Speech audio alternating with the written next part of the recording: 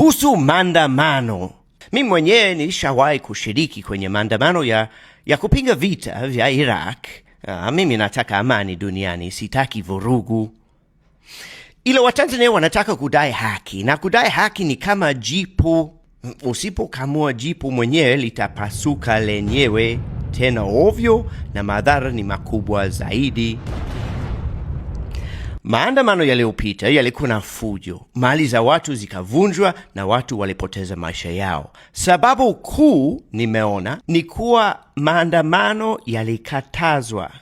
Tatizo yakikatazwa, watu wanajitokeza sehemu tofauti tofauti, mara Kimara, mara Mbagala, mara Buza, na polisi wanatawanyika kila mahali, wanazidiwa.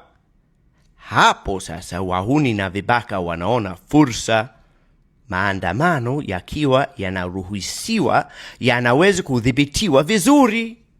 Yani hakuna taifa inaopenda maandamano, ila zinayaruhusu ili kupunguza uhalifu na kudumisha haki za wananchi.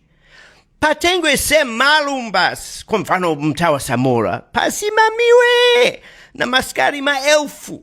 Haya, andameni hadi Kivukoni, sijui Pita Kurasini, hadi uwanja wa Taifa.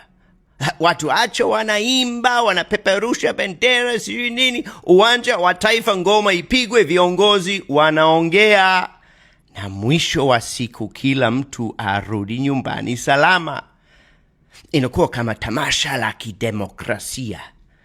Tanzania ni demokrasia, si ndio? Maandamano haram huvutia vibaka, maandamano halali hudumisha haki na usalama.